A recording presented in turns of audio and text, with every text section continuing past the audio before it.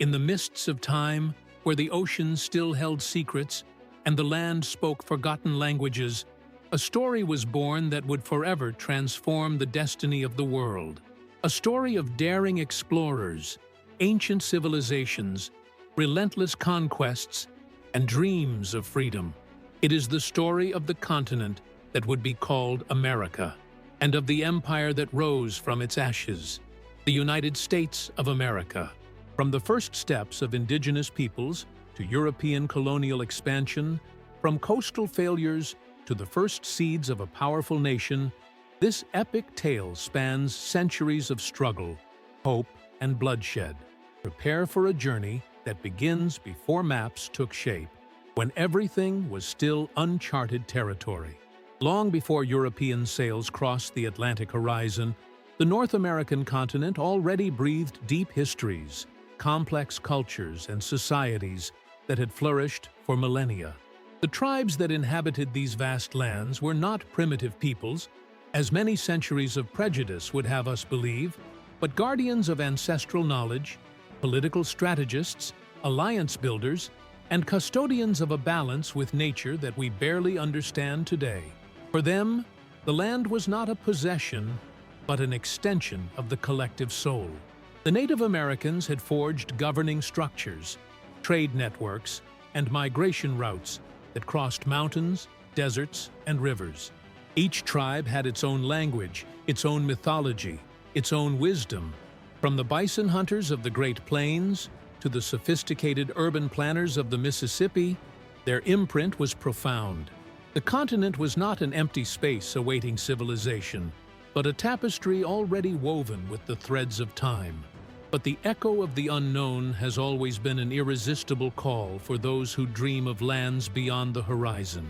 Thus, centuries before Christopher Columbus set sail, a Norwegian sailor named Leif Erikson heard rumors of a mysterious territory west of Greenland. Guided by the words of another explorer, Bjarni Herjolfsson, who had been blown off course by a storm, Erikson decided to follow the whisper of the ocean. What he found was a wild and promising coast, a land of dense forests and endless skies, which he named Vinland. There he founded a small settlement known as L'Anse aux Meadows in what is now Canada. But the story wasn't ready to be written yet. That Viking enclave survived barely 2 decades before disappearing into the mists of oblivion. Then, silence returned to cover those shores for another 500 years. 5 centuries later, Europe was burning with ambition. The powers of the old continent were desperate to find new routes to the Indies, to avoid the intermediaries of Eastern trade, and to expand their dominions. The compass of greed now pointed west, and it was then, in October 1492, that a Genoese navigator changed the course of history by setting foot on what he believed to be the East Indies, but which was actually the gateway to a whole new world. Columbus did not discover an empty continent, but a universe teeming with life. His arrival, however, unleashed a chain of events that would be devastating for the native populations. Exploration fever raged in Europe.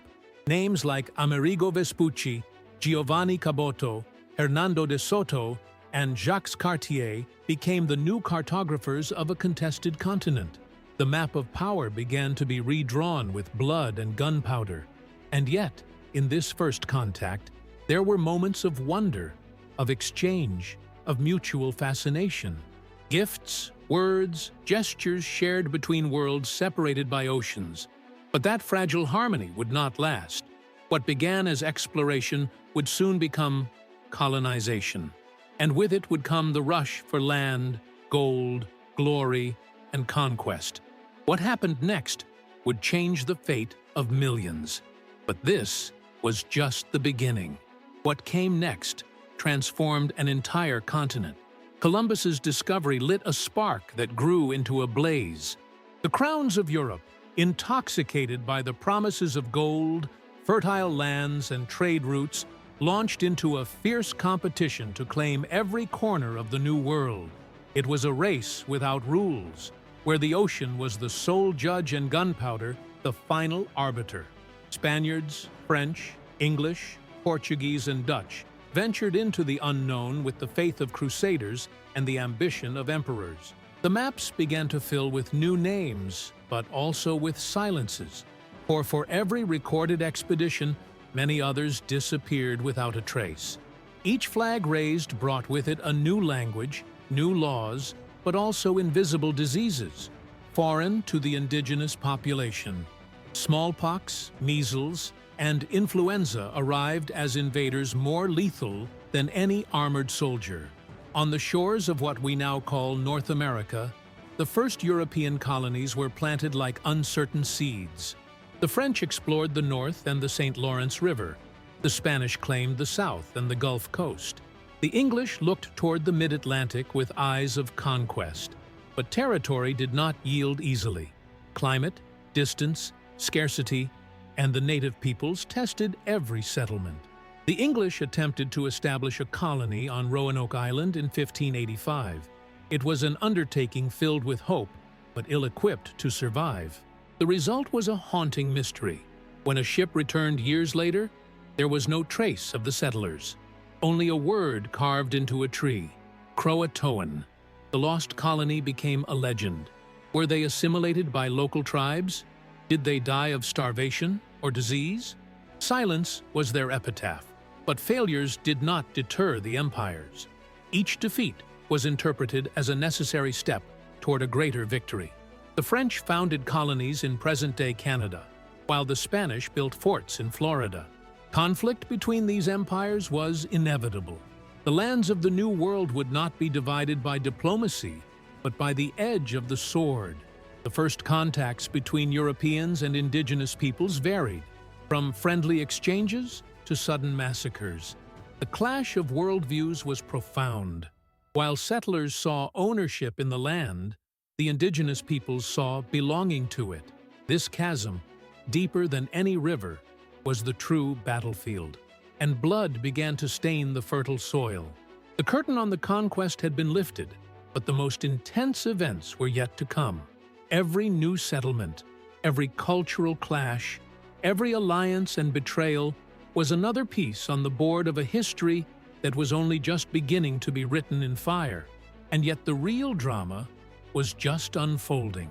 In 1607, a new English attempt would change history forever. On the banks of the James River, in an inhospitable Virginia swamp, Jamestown was born. It was not a colony guided by lofty ideals, but a commercial enterprise, financed by the desire for profit. The settlers, mostly adventurers and merchants, were searching for gold. But what they found was disease, hunger, and death. The conditions were brutal. The English dream was turning into a nightmare.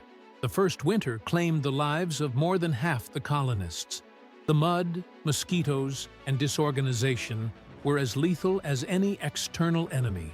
However, amid the chaos, one decisive figure emerged: Captain John Smith. With ironclad leadership and fragile alliances with the Powhatan, he managed to keep the colony alive. Jamestown survived, though not without scars. Relationships with Native Americans were a dance of convenience, tension, and betrayal. While some food exchanges saved lives, other encounters ended in violence. Pocahontas, daughter of Chief Powhatan, played a key role as a mediator, but her true story is far from the romantic myth. She was a hostage, a symbol, and a bridge between two worlds doomed to collide. Jamestown's economic salvation came not with gold, but with a plant, tobacco. Its cultivation became an obsession. The plantations began to expand, and with them, a new need: labor. In 1619, the first enslaved Africans arrived in Virginia. This was not an isolated phenomenon. It was the beginning of a wound that would mark the history of America for centuries. Slavery grew with the colonial era. The plantation system, lucrative but inhumane, became the economic engine of the South. The countryside flourished, but under the whip and blood, the invisible chains of greed began to forge a pattern that would unite prosperity and suffering inextricably. Despite everything, Jamestown prospered. New families arrived. Churches, homes, and warehouses were built. In a short time, what had been a struggle for survival transformed into the embryo of a permanent colonial society. England now had a solid foundation in the New World, and with it, new ambitions were awakened. What had begun as a business was turning into a quiet revolution. The seeds of the American Empire had been planted in the mud, but it was only the first root of a tree that still had to grow between storms. While Jamestown flourished through trade, another colony was born, driven by faith. In 1620, a group of Puritans crossed the Atlantic aboard the Mayflower, fleeing religious persecution in England. They were not seeking wealth, but spiritual freedom. They arrived on the cold shores of Massachusetts, where the wind was razor-sharp and the land was hostile, yet free. Their dream was not gold, but grace. The Pilgrims landed at what they called Plymouth. There, amid fear and uncertainty, they signed a revolutionary agreement, the Mayflower Compact, a contract for self-government, under the authority of God, but also under common principles. It was the first document of autonomous political organization on American soil. The flame of democracy, still tentative, had been lit. The first winter was devastating. Many died aboard the ship. Others succumbed on land. However, Providence manifested itself in the form of unexpected help. A native named Squanto, who spoke English. He had been enslaved, taken to Europe, and survived to return to his homeland. Now, he taught the Pilgrims how to plant corn, how to fish, how to survive. A human bridge between tragedy and hope. The alliance between the Pilgrims and Chief Massasoit of the Wampanoag brought a brief peace. In the fall of 1621, they shared a harvest and a table. That feast, celebrated with wild turkeys and pumpkins, would be remembered centuries later as the first Thanksgiving. It was not a political act nor a national holiday, but a sigh of relief in the midst of adversity. As the colony grew, so did its influence. More Puritans arrived, and new towns were founded on Massachusetts Bay. Morals were rigid, discipline iron, but the community spirit was strong. What began as a religious refuge was transformed into a bastion of identity. In those wooden churches, sermons burned like flames, igniting ideals that would one day be revolutionary. The relationship with the indigenous peoples, initially cooperative, began to deteriorate. The cultural differences were too great, the lands too coveted. As the English population grew, so did the tension. A fragile peace began to crumble, and the price would be high. For everyone, the spirit of Plymouth would never disappear. Its example would mark the collective American memory for centuries, because sometimes the strongest foundations are born of faith and necessity. And yet, the shadows of conflict began to loom over hope. While England consolidated its presence on the Atlantic coast, other powers were not far behind. In the north, the French founded Quebec, Montreal, and New Orleans, following the vital artery of the St. Lawrence River, and later the Mississippi. They were explorers, fur traders, and missionaries.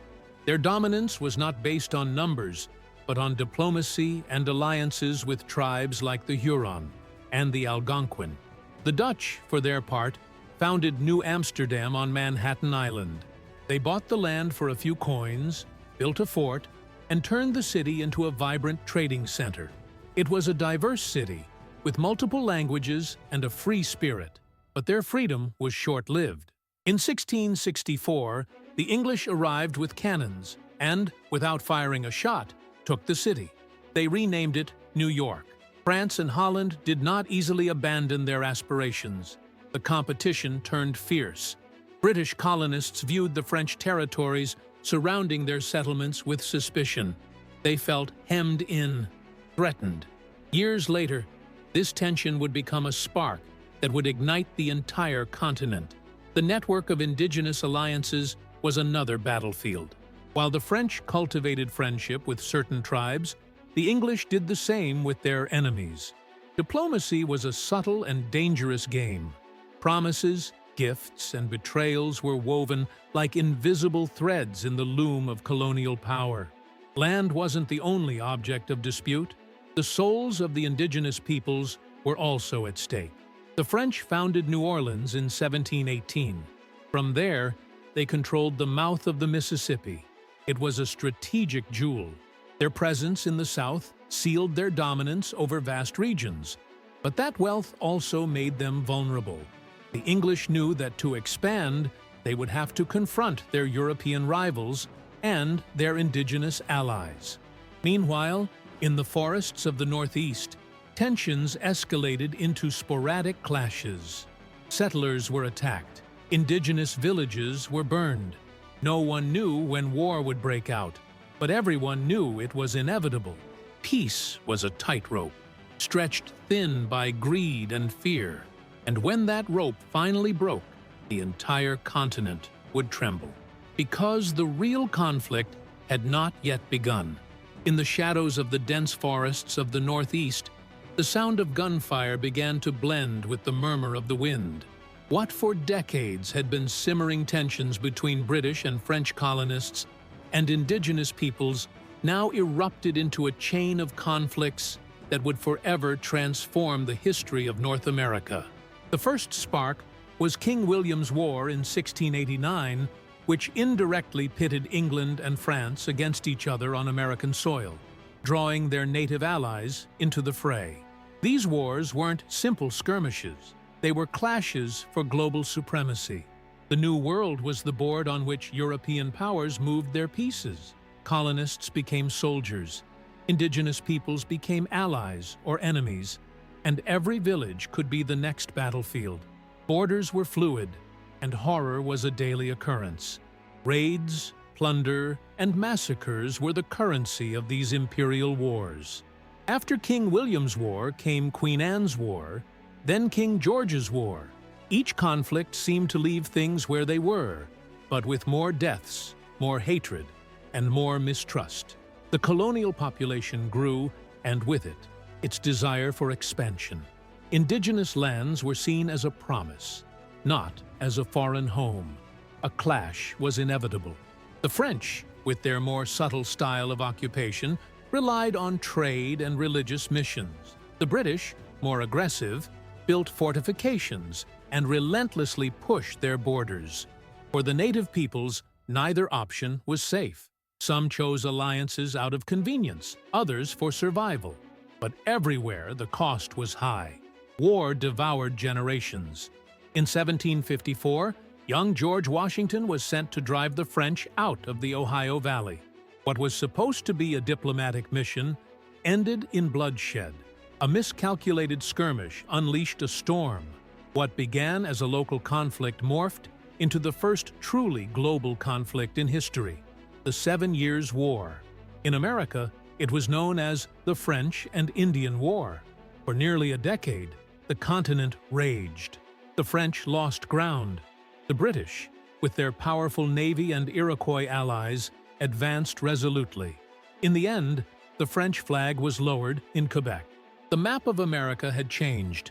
The British victory was absolute, but such a great victory always brings consequences, and the price of victory would soon become apparent. With the Treaty of Paris of 1763, France ceded vast territories to Great Britain. Canada, the Ohio Valley, the eastern Mississippi, all passed into English hands. The colonists celebrated. Finally, they thought, the West was open for expansion. But London had other plans. King George III, wishing to avoid further conflicts with the indigenous peoples, drew a line in the Appalachian Mountains. No settler was to cross it. The Proclamation Line was born. For the colonists, it was a crushing blow. They felt betrayed. They had fought and bled for these lands, and now they were denied them. Rumors of favoritism toward the native peoples, of imperial control, began to germinate. It was the beginning of a rift between the mother country and its colonies, a rift that would grow with each new decree. Meanwhile, internal tensions in the colonies continued to persist. The differences between the North and the South became more pronounced. Southern slave plantations began to generate fortunes, while the North developed trade, fishing, and manufacturing. Two models of society grew side by side, in silent tension. The conflict didn't only come from outside. The colonial economy depended on triangular trade: slaves from Africa, sugar from the Caribbean, tobacco and cotton from the Americas. An inhuman machine drove progress. Cities prospered, but their foundations were stained by the suffering of millions. It was a cruel splendor, sustained by shackles and whips. In the churches, however, another flame was beginning to ignite. The Great Awakening, a religious movement of fiery passion, swept through the colonies. Charismatic preachers like George Whitefield mobilized crowds, speaking of redemption, spiritual equality, and divine justice. It was a revolution of souls, igniting hearts and questions. The power of the pulpit mingled with the murmur of rebellion. If all men were equal before God, why were some masters and others slaves? Why did some command from London and others obey from Boston? The spiritual awakening was slowly transforming into a political awakening. Words were beginning to carry more weight than bayonets, and in that crucible of faith, frustration, and hope, something new began to take shape. An idea that no empire could contain for long. After victory in the French and Indian War, the British Empire found itself larger, richer, and deeply in debt. Wars had a cost, and that cost had to be paid. London then looked to its colonies, expecting them to contribute. Taxes, decrees, trade restrictions. An avalanche of decisions began to descend upon the colonists like an invisible chain. And while some measures seemed reasonable in Europe, in America they felt like a betrayal. The Sugar Act, the Stamp Act, the Townshend Acts. Every tax was a spark, every restriction a wound. The colonists, accustomed to a certain degree of autonomy, were beginning to question the legitimacy of imperial power. No taxation without representation, they said. And that phrase, repeated in taverns, churches, and town squares, became a motto, and then a weapon. Tensions grew like a contained storm. In Boston, the streets filled with leaflets and anger. British troops patrolled the cities, and the peacetime military presence felt like an occupation. In 1770, tensions erupted in the Boston Massacre. Soldiers fired into a crowd, killing 5 civilians. The rumor became myth. Blood stained the ground, but it also sowed rebellion. Meanwhile, bolder voices were beginning to emerge. Men like Samuel Adams, John Hancock, and Patrick Henry spoke out against the Crown. They were considered radicals by some, visionaries by others. Their words ignited passions. Their ideas crossed the seas like an unstoppable contagion. America was no longer a subservient colony. It was becoming something more. But not everyone was prepared for the rupture. Many still believed reconciliation was possible. Others feared the consequences of rebellion. The colonies were not a homogeneous bloc, but a collection of interests, fears, and dreams. However, there was something new, the feeling that the impossible was no longer so impossible. Independence, a previously unthinkable idea, was beginning to take shape in the collective imagination. The empire, for its part, responded with an iron fist. New taxes, blockades, and the closure of the port of Boston after the Boston Tea Party only hardened the mood. Parliament failed to understand that what they were facing was no longer simple economic discontent. It was the birth of an identity. America no longer recognized itself in its motherland. And when a colony no longer feels part of its empire, history always finds a way to break it up. What would come next would change the fate of the world. In 1774, in response to British repression, the colonies organized the First Continental Congress in Philadelphia. It was an unprecedented event. Representatives from different territories, with distinct cultures, economies, and religions, gathered to speak with one voice. They weren't yet declaring independence, But they did warn. Either their rights were respected, or they would be prepared to act. For the first time, America spoke as a whole. The British Crown did not back down. Instead of appeasing, it hardened its stance. King George III viewed these rebellious colonists with disdain. He treated them as ungrateful subjects, not as valid interlocutors. This political blindness sealed the fate of the relationship. Words were no longer enough. Only weapons remained. In April 1775, in Lexington and Concord, bullets broke the silence. Colonial militiamen and British soldiers clashed in a bloody dawn. The war had begun. What had been civil disobedience was turning into open warfare.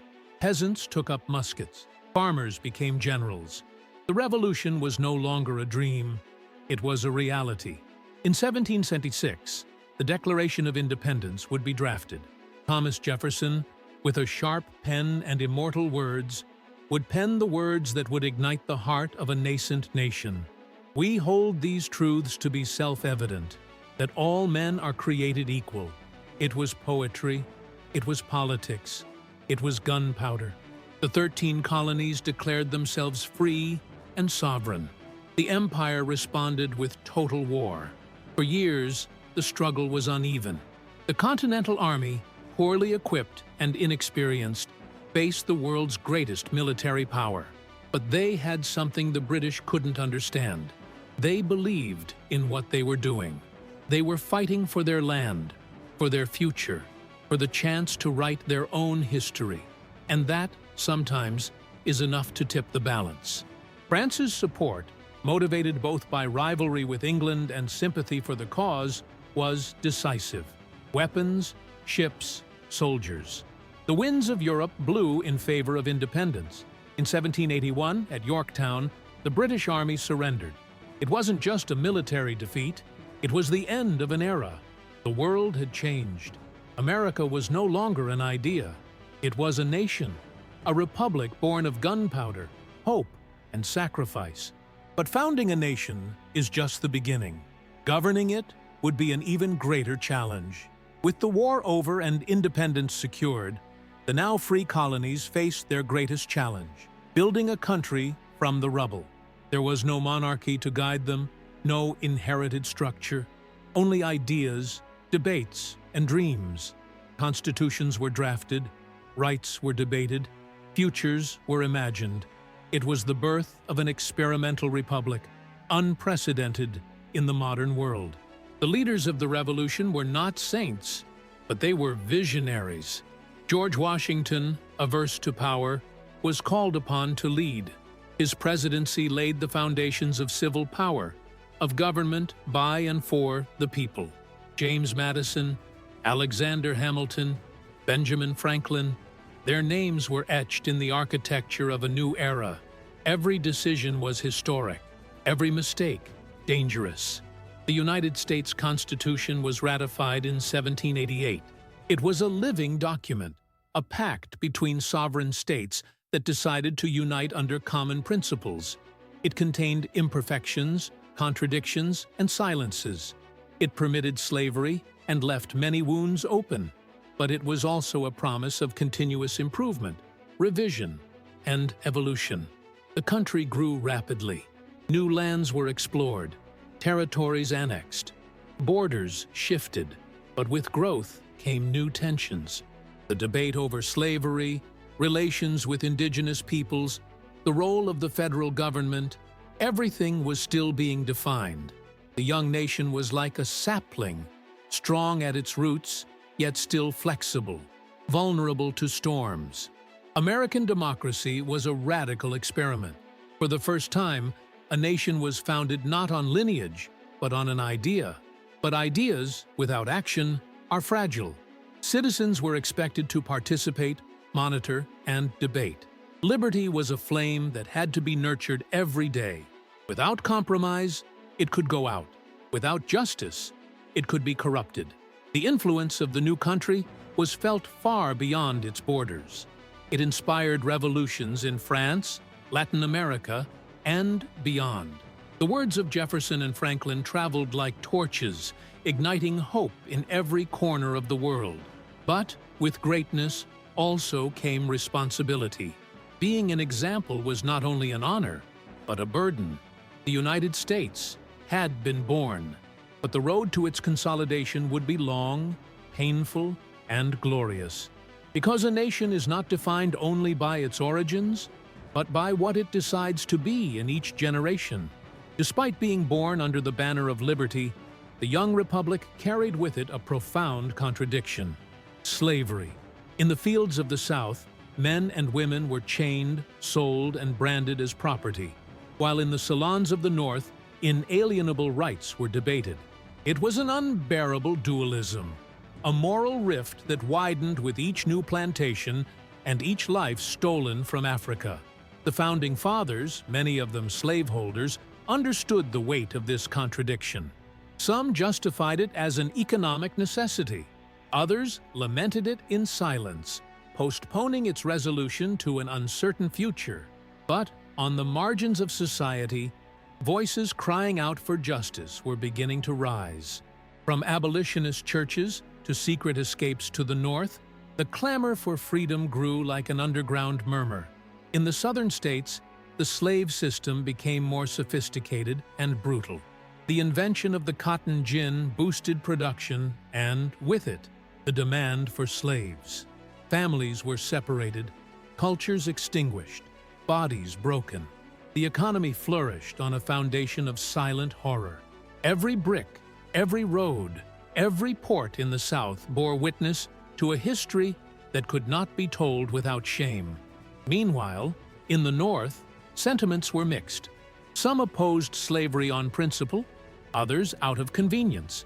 Some feared that the expansion of this system would threaten their economic interests, but what was clear was that the country could not remain divided forever. The tension was palpable. A conflict simmered in the depths of the nation. And yet, slaves were not just victims. Many resisted with body and soul. From isolated revolts to the organization of clandestine networks like the Underground Railroad, the enslaved fought for their dignity. Their songs, their rituals, their languages survived like flames beneath the ashes. They were living history, waiting for the moment to rise. The contradiction of a country that proclaimed freedom while enslaving millions could not be sustained without consequences. Politics became a minefield. Each new state that joined the Union reopened the wound. Would it be free or slave? Every vote, every law was a moral battle. The balance was fragile, and time was running out. Slavery wasn't just an economic system. It was a dark mirror that held up the soul of the country. And sooner or later, America would have to face it, because no nation can ignore its shadow forever. As the East consolidated, the nation's eyes turned to the West. These were vast, uncharted lands, filled with promise and danger. Manifest destiny became the colonists' new religion. The belief that the United States was destined, by divine will, to expand from coast to coast. It was a heady idea, and devastating for those who already inhabited those lands. Explorers like Lewis and Clark crossed mountains and rivers, mapping, recording species, and blazing trails. As they passed, indigenous peoples watched with suspicion. They knew the meaning of every flag planted, every fort built. They knew history was repeating itself, and that this time there would be no turning back. The advance was relentless. The pioneers arrived in wagon trains, driven by poverty, ambition, or hope. They built mud houses, prayed in makeshift chapels, and battled the climate and loneliness. The West was a frontier, but also a mirror. It reflected the fears, dreams, and contradictions of a nation under construction. It was freedom, but at what price? The expansion wasn't peaceful. Wars with Native American tribes multiplied. The federal government signed treaties it later broke, promised lands it later seized.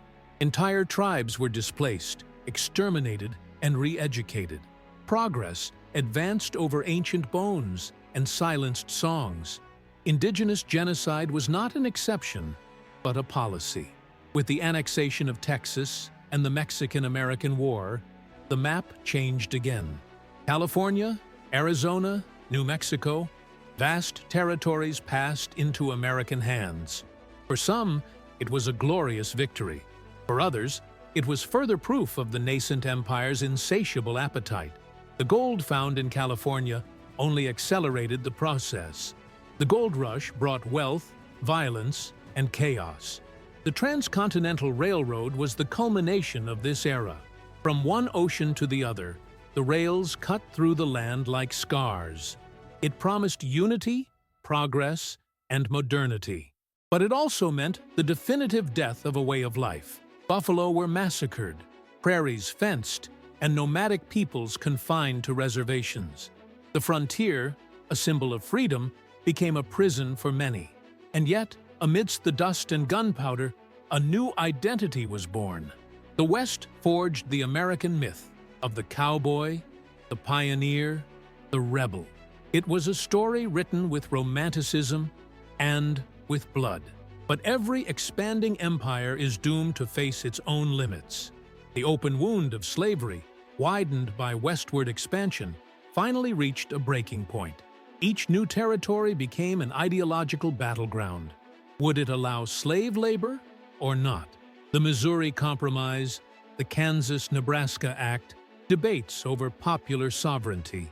Each law attempted to stem the pressure, but the cauldron was already boiling. America was divided into two irreconcilable visions. The more industrialized North looked to the future, to free labor and international trade. The South, deeply agricultural and dependent on cotton, saw slavery not just as an economic system, but as a way of life. The very identity of the South was intertwined with the institution of slavery. To abolish it was, for many, to destroy their world. And no one gives up their world easily.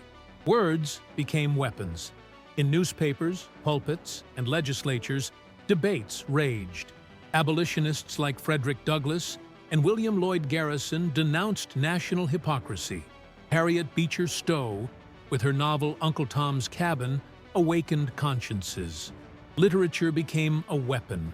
Morality became a battlefield.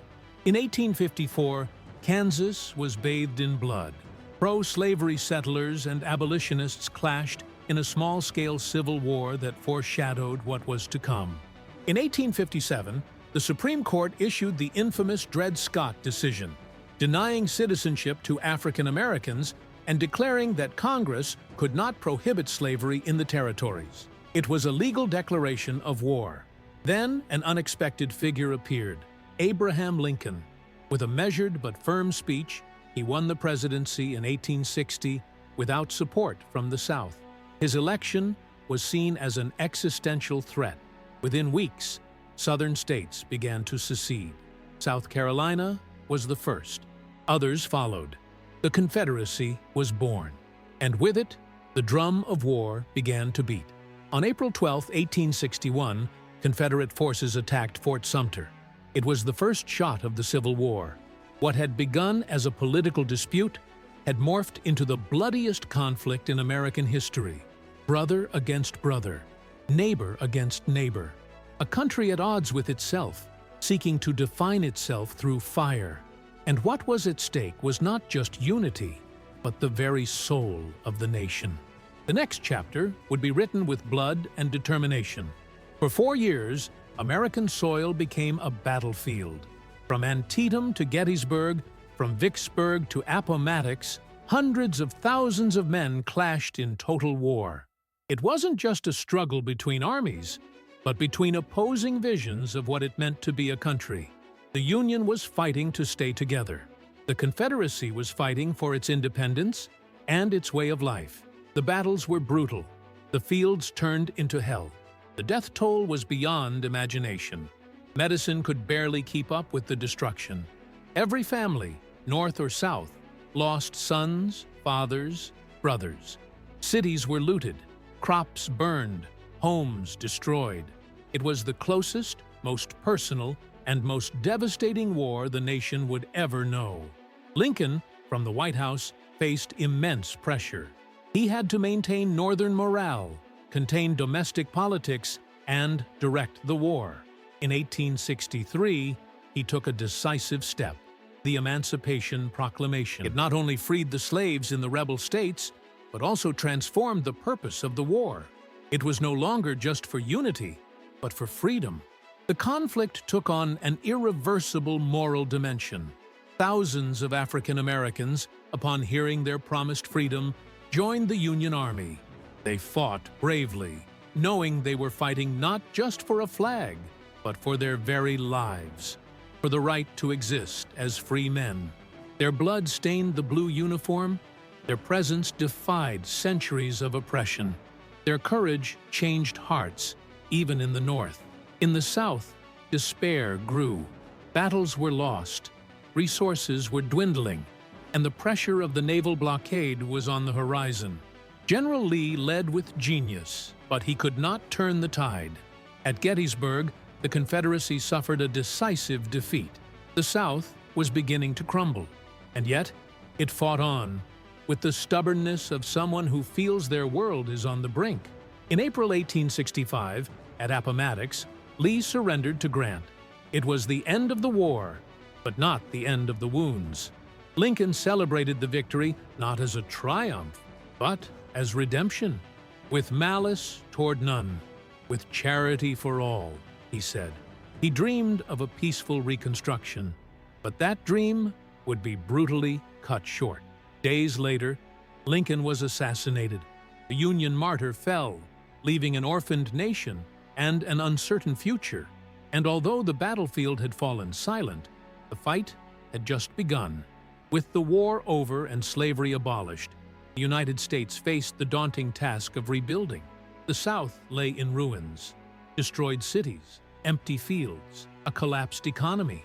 Millions of freed men and women walked dusty roads without land, without homes, without guarantees. Freedom, promised on paper, had to be built in reality. And that, like everything in American history, would be a battle. The federal government implemented policies to rebuild the South. New laws, military protection, schools for former slaves. For a brief moment, a new nation seemed possible, more just, more equal. African Americans were elected to public office, black communities flourished, and for the first time, a generation was born free. It was a fragile springtime, but real. However, not everyone shared that dream. In the southern states, the former rulers of power plotted to regain their dominance. Groups like the Ku Klux Klan emerged, sowing terror among black communities and their allies. Racist laws, known as Black Codes, sought to reimpose control by other means. Hatred, though defeated on the battlefield, still lingered. In Congress, disputes were constant. Some radical Republicans wanted to punish the South. Others sought reconciliation. President Andrew Johnson, Lincoln's successor, sympathized with the Southern aristocracy. He vetoed reforms, protected privileges, and blocked progress. Reconstruction stalled. The country was divided again, but this time not by weapons, but by votes and speeches. By the late 1870s, the North had lost interest. The Compromise of 1877, which settled a presidential election, also marked the end of Reconstruction. Federal troops withdrew from the South, leaving African Americans at the mercy of hostile local governments. What followed was a dark time. Segregation, violence, repression. Freedom became an unfulfilled promise, and yet something had changed. Despite the institutional betrayal, the freed men and women did not surrender. They built schools, churches, and newspapers. They passed on knowledge, cared for their lands, and organized. The history of American freedom was not linear.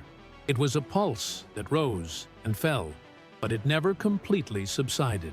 Because once a people have tasted freedom, no power can erase it from their memory. And in that memory, new revolutions were brewing.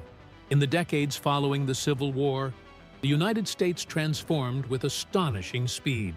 The country ceased to be a collection of scattered territories and became an industrial powerhouse. Railroad tracks crisscrossed the continent.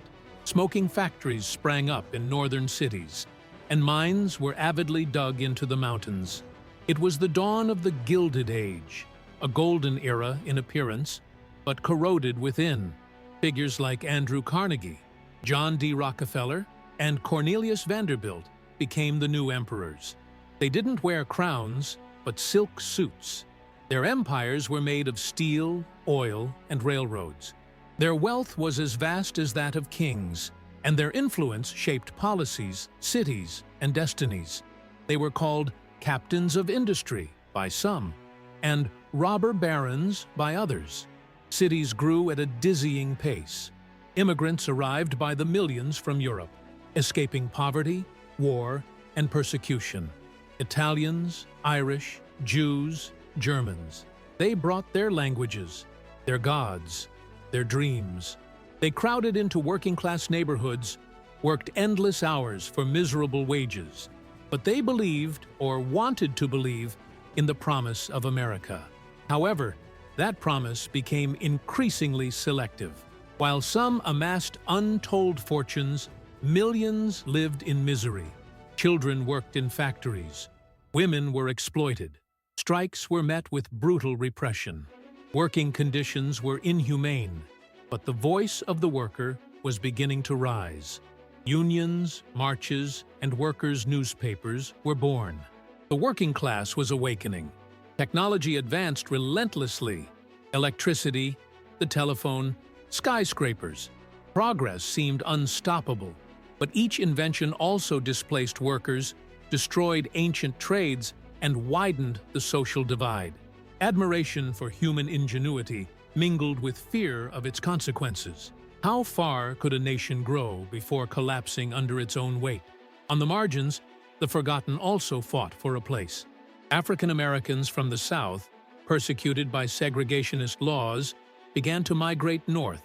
Indigenous peoples, reduced to reservations, saw their cultures disappear. Women demanded the right to vote. The great American machine grew, but not without noise. The American dream glittered in the shop windows, but its foundation was made of sweat, tears, and fire. And every new floor built without justice would bring earthquakes. While industry transformed the country's interior, the nation's eyes began to look outward. The end of the 19th century brought with it a new era, imperial expansion. The United States, once a rebellious colony, now desired its own place among the world's powers. It was no longer enough to dominate the continent. It was time to look to the seas. The Spanish-American War of 1898 marked the beginning of this ambition. In the name of Cuban freedom, but also driven by economic and geostrategic interests, the United States confronted a moribund Spain. Within weeks, the Spanish fleet was destroyed. Cuba was liberated, but it did not become fully independent. Puerto Rico, Guam, and the Philippines passed into American hands. A new empire was born. In the Philippines, the fighting was bloody. What was supposed to be liberation turned into occupation.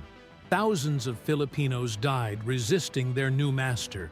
In the press, the conflict was justified with rhetoric of civilization and progress. But on the battlefields, the reality was different. Torture, repression, colonialism. The dream of freedom was transformed into a cage with a new flag. The Panama Canal, opened in 1914, sealed global ambition. Controlling cross-ocean trade meant controlling the world. To build it, Colombia was dismembered, a local revolution was supported, and an engineering marvel was erected on the corpses of workers. It was the price of progress. High, hidden, but profitable. At home, President Theodore Roosevelt embodied the new spirit, strong, interventionist, visionary. "Speak softly and carry a big stick," he said. His big stick policy turned the Caribbean into an American backyard. Marines landed in Nicaragua, Haiti, and the Dominican Republic. Pax Americana was not based on treaties, but on cannons. But not everything was external domination. Internally, voices were emerging that questioned this new direction. Journalists, activists, and progressive politicians denounced corruption, poverty, and racism. It was the era of muckraking, of those who dug into the mud to reveal the truth. The fight for the soul of the nation continued unabated. It just changed the setting. And as ancient empires collapsed in Europe, the United States prepared for an even bigger war, one that would change the century. The world would burn, and America would cross its darkest threshold. In 1914, Europe erupted in a war of unprecedented proportions. Trenches, poison gas, millions of deaths. At first, the United States watched from afar. President Woodrow Wilson promised neutrality. But the war had its own logic, and America could not escape its orbit. The sinking of the Lusitania, attacks on merchant ships, and the German threat pushed the nation toward the abyss. In 1917, the United States officially entered World War I. It was the first time it had sent troops to fight on European soil. Young people from both the countryside and the city, enlisted by the thousands, convinced they were fighting for freedom and democracy. In France, they discovered the horrors of modern warfare: mud, shrapnel, inglorious death. At home, the economy was geared toward war production. Factories were sleepless. Women entered the workforce en masse. Propaganda plastered walls, newspapers, and schools. The country was united like never before, but it was also surveilled like never before. The repression of dissenting voices, domestic spying, and hatred of foreigners intensified. Patriotism became a weapon. On the front lines, the war was brutal, but short for the Americans. In just over a year, American reinforcements tipped the balance. Germany surrendered. The armistice was reached. The troops returned home with medals and trauma. The war was over, but it had left invisible marks: psychological wounds, ethical questions, and a new global standing for the United States. Wilson dreamed of lasting peace. His proposal for a League of Nations sought to prevent further conflicts, but Congress, fearful of international engagement, rejected his vision. America was once again withdrawing into itself. Isolationism prevailed. Promises of global brotherhood dissolved behind walls of indifference. And then the flu arrived. The 1918 pandemic killed more Americans than the war itself. Deserted streets, overwhelmed hospitals, omnipresent fear. It was an invisible enemy, respecting no borders or class. The country, still reeling from the conflict, discovered its most intimate vulnerability. And when peace finally came, it came with a new roar, the roar of the 20s, of excesses, dreams, and future downfalls. The 1920s were roaring with power. It was the age of jazz, silent films, the automobile. Cities glittered with electric lights. Skyscrapers reached the sky, and radios carried dreams to every corner of the country. It was the promise of endless progress. But beneath the surface, the system was fragile. Financial speculation, inequality, uncontrolled production. It was all a bubble waiting to burst. In October 1929, the stock market crashed. The so-called Black Tuesday was only the beginning of a downward spiral. Banks failed, factories closed, millions lost their jobs overnight. Hunger lines stretched in the streets, homes were confiscated, hopes evaporated. The United States, the nation of dreams, woke up to a nightmare. The countryside also suffered. Drought and erosion transformed the Great Plains into deserts. Dust storms buried entire towns. Entire families migrated west, seeking work, dignity, a place to survive. The land no longer bore fruit. The soil turned against its children. The Dust Bowl became a symbol of agricultural and human collapse. President Herbert Hoover tried to remain calm, but his inaction condemned him. The people demanded answers. They came with Franklin Delano Roosevelt. Elected in 1932, FDR promised a New Deal, Not just economic measures, but a revival of the social compact. His steady, reassuring voice filled homes via radio. He was a beacon in the storm. The New Deal brought employment programs, banking reforms, and monumental public works. Bridges, dams, roads. It was a titanic effort to rebuild the nation not only with concrete, but with dignity. The state became a central player in everyday life. For the first time, many felt that government was not an enemy, but an ally. Still, not everyone was convinced. Businessmen called him a socialist. Conservatives feared the expansion of federal power. And yet, the people responded. Roosevelt was re-elected. Unions grew. Workers organized. America was reborn, scarred, but with a new sense of community. It had learned the hard way that absolute individualism could destroy more than it could build. But just as the country was beginning to catch its breath, a new monster reared its head across the ocean. The world was preparing for an even bigger storm. In Europe, the drums of war were beating again. Hitler rose to power in Germany, promising revenge and glory. Mussolini tightened his dictatorship in Italy. Japan expanded across Asia. Democracy retreated. Fascism advanced. In 1939, the Third Reich's invasion of Poland lit the fuse. World War II had begun. The United States, scarred by the experience of World War I and still trapped in its internal crisis, avoided involvement. But the war was drawing ever closer. The Axis powers were growing. And then, in December 1941, Pearl Harbor struck. Japanese planes attacked the naval base in Hawaii. In an instant, neutrality was left behind. America entered, once again, the global battlefield. The war mobilized the country like never before. Converted factories, women in the shipyards, rationing, propaganda. The war front was in Europe and the Pacific, but also in every American home. An industrial war nation was being forged. Unemployment was disappearing. The economy was resuscitated. The country was uniting, but not without contradictions. African Americans demanded to participate, to fight, to be recognized. The double front, against fascism without and against racism within, became a slogan. Thousands of black soldiers fought in segregated units, proving their valor in every battle. Meanwhile, in the heartland of America, Japanese Americans were interned in camps based on suspicion. The war also brought injustices. On the battlefields, the brutality was unspeakable. Normandy, Iwo Jima, Bastogne, blood and mud.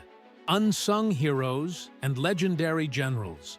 And finally, the ultimate horror, the liberated concentration camps of Europe, revealing the Nazi genocide.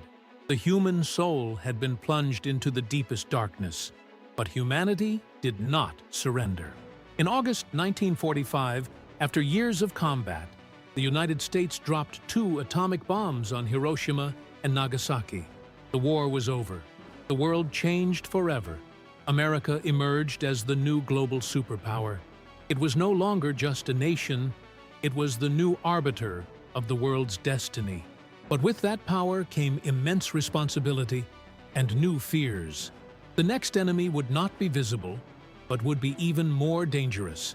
After World War II, the world was divided into 2 spheres, East and West, communism and capitalism, Moscow and Washington. The Cold War was not an open war, but an ideological and technological battle for global hegemony. And the United States was at center stage. The conflict was silent, but omnipresent. The Marshall Plan rebuilt Western Europe. NATO consolidated the Western Military Alliance.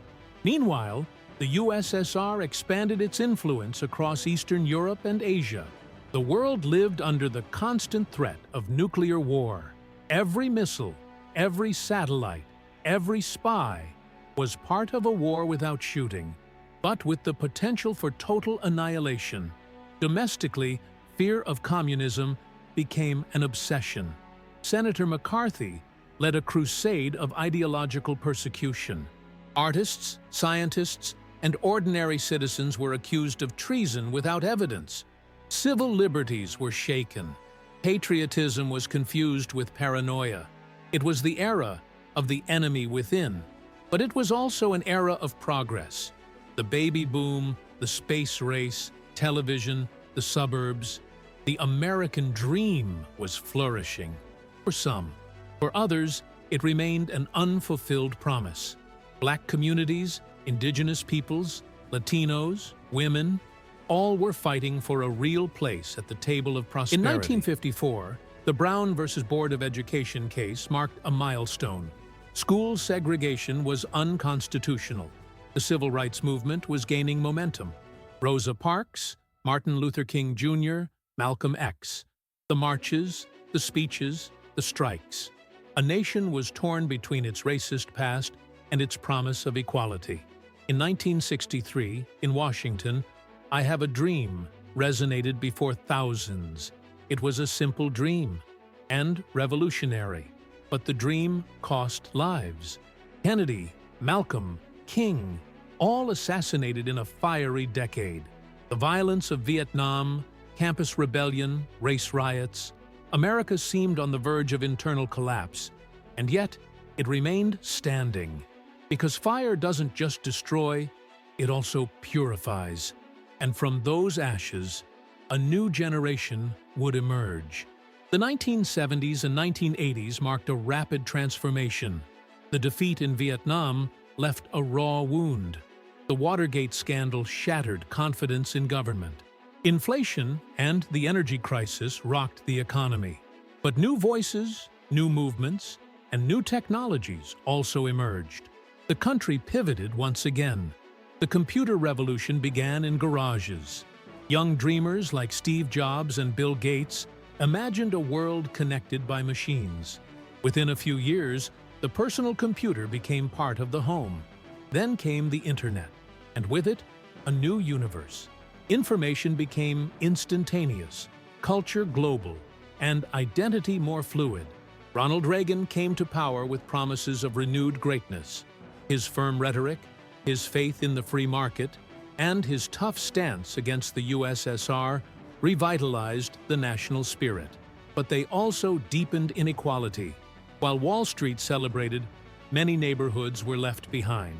The war on drugs, the AIDS epidemic, deindustrialization, all coexisted with proclamations of optimism. In 1989, the Berlin Wall fell. In 1991, the Soviet Union dissolved. The United States emerged as the sole superpower. The Cold War ended, and a new era dawned, the era of globalization. Trade crossed borders, cultures mingled, and wars were now economic, cybernetic, and cultural. On September 11, 2001, however, everything changed. The attacks in New York and Washington shattered the illusion of security. America entered a new war against terrorism.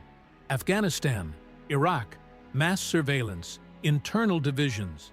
Fear once again shaped politics, and freedom became a delicate balance. The 2008 crisis demonstrated that the global economy could also collapse like a house of cards. Millions lost their homes, jobs, and dreams. Faith in the system eroded. Social movements, populisms, and polarizations emerged. The internet amplified everything, the noble and the terrible, and yet America kept moving, because moving is its nature. Fate was not yet written. At the beginning of the 21st century, the United States faced its most honest reflection: structural racism, gun violence, inequality, climate change, political polarization. The most powerful nation in the world seemed incapable of resolving its own dilemmas, and yet millions continued to dream. They marched, voted, debated. They fought for a better country. In 2008, the election of Barack Obama broke a historic barrier. The son of a white mother and an African-American father became president. For many, he was the embodiment of the American dream, but it also revealed hidden tensions. The hatred had never gone away. It was just biding its time. The political pendulum was swinging ever more extreme. Technology connected the world and also fragmented it. Social media gave voice to the voiceless, but it also amplified the noise. The truth became contested. Reality polarized. Democracy itself seemed to be faltering, but people didn't give up. The streets remained full. History lived on. The COVID-19 pandemic was another mirror. It revealed inequalities, weaknesses, but also gestures of solidarity. Doctors, essential workers, families separated by screens. It was a reminder of what unites and what hurts. A lesson that is still being written. Today, America is no longer just a nation, but a global conversation. What it decides affects the planet. What it debates resonates in every corner. It is a country made of contradictions and possibilities. Its history is not perfect, but it is immense, because it is the history of those who never stopped fighting for something better. And the future is yet to be written, because every generation has its chapter, every life, its line in this grand narrative. And as long as there are those who dream, protest, create, love, and believe, America will continue, not because of its power, but because of its people. And so the story continues, with questions, hopes, and the flame burning. The history of the United States is not one of a straight line or a predetermined destiny. It is the history of a constant struggle between ideals and realities, between proclaimed dreams and sacrificed lives. From the first steps of the native peoples to the digital codes that traverse the planet today, this nation has been a ceaseless stream of contradictions, hopes, battles, and rebirths. There is no chapter that hasn't been written with blood, sweat, or brave words. Each generation, from the enslaved who dreamed of freedom to the young people marching today for climate justice or racial equality, has pushed history a little further into the light. America is not a promise kept. It's a promise in the making. And that construction depends on you, not as a passive spectator, but as an active part of this living narrative. Every vote, every voice, every daily decision is another line in this collective story. Democracy, freedom, justice are not guaranteed. They must be defended day by day, word by word, act by act. If this historical journey resonated with you, if at some point you felt that this story is also yours, then don't let this experience end here. Subscribe to the channel to continue exploring the deepest pages of our past together. Activate notifications so you don't miss upcoming documentaries that will continue to shed light on history with a human and critical perspective. Share this content with those who, like you, value understanding the world before judging it. Leave your comment. Your voice matters. What part of this story left the biggest mark on you? What chapter do you think still needs to be better written? This space is yours too. We'll build it together. Thank you for joining me on this journey.